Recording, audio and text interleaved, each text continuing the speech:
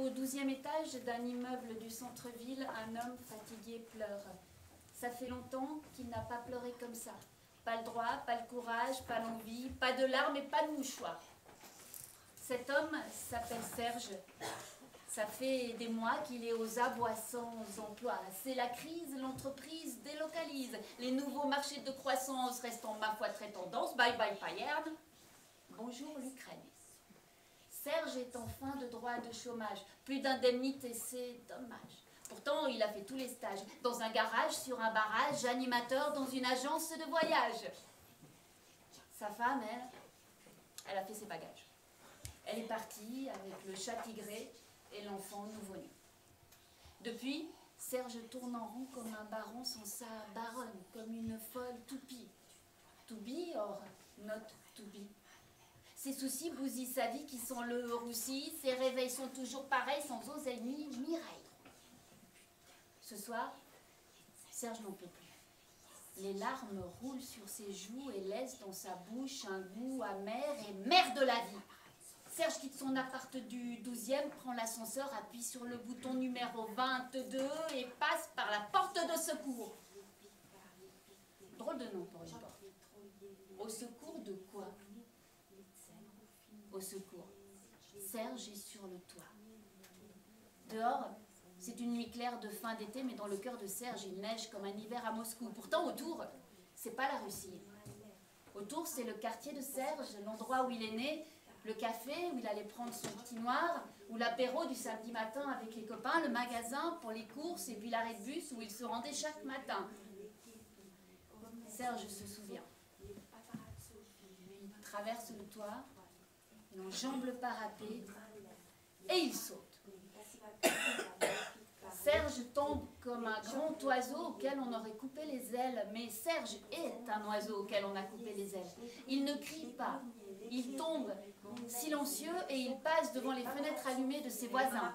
Les Dutoit, les Pinto, les Fourrères, les Malais, les Trappes, les Da Gracia, les Picards, les Piquets, les Tchocs, les Trogiers, les Butés, les Fourniers, les Selroufines, les Yézich, les Grunditch, les Burniers, les Kébirs, les Gomez, les Maisons, les Paparazzo, les Ma...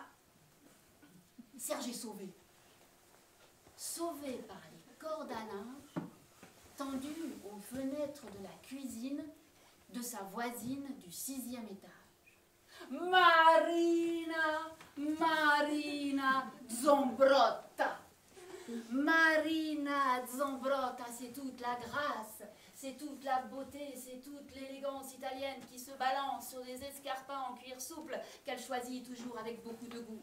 Ce soir, elle a glissé ses pieds mignons du 37 pour 1,65 m de hauteur dans des jolis escarpins en satin noir qui se marient très très bien avec la robe recouverte de paillettes dorées dans laquelle elle a glissé son corps voluptueux. Et les talons de Marina Zambrotta claquent sur le parterre bleu de sa cuisine parce que ce soir, dans son habit de lumière, Marina Zambrotta cuisine.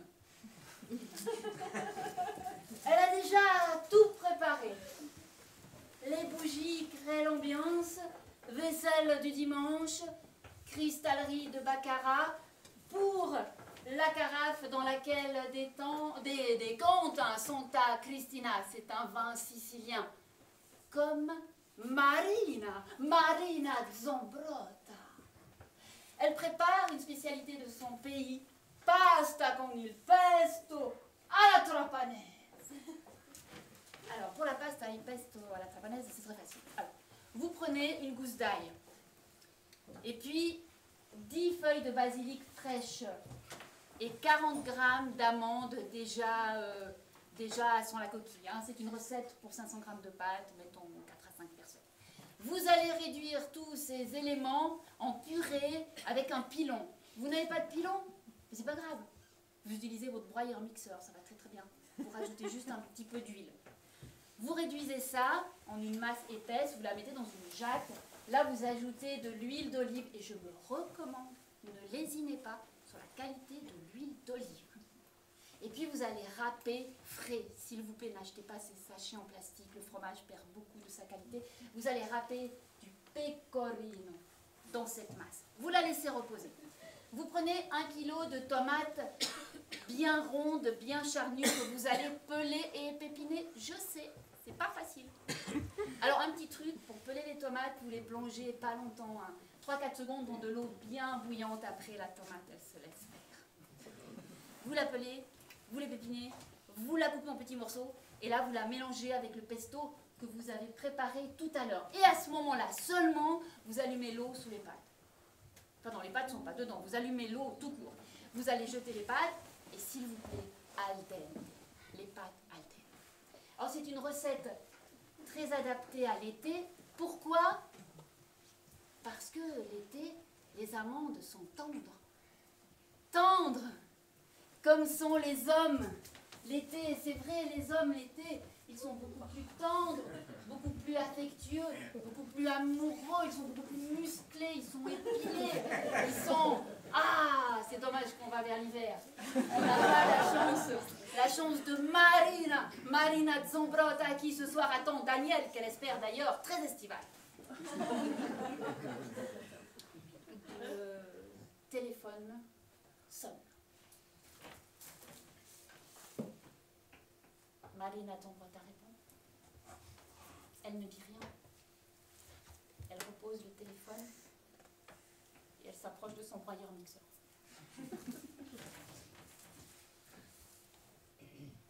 Elle appuie sur le bouton de son broyeur mixeur avec rage. C'est Daniel qui vient de téléphoner. Questo stronzo!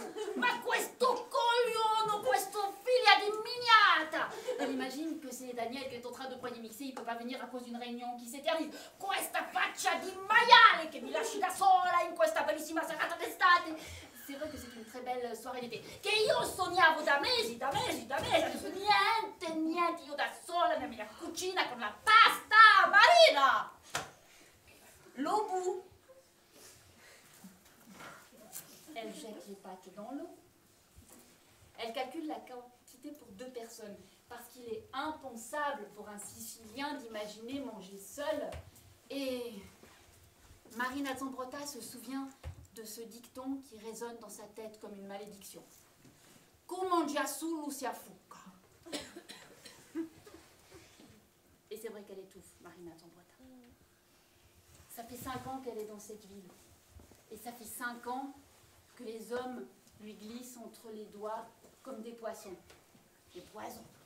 Ils se débinent, se carapatent, se tirent, mais ils ont toujours une bonne excuse. Ça a commencé avec Gino, son mari sicilien. Dès qu'il s'est retrouvé loin du regard de sa mère, eh bien il en a profité pour partir s'installer quelques rues plus bas avec Franz.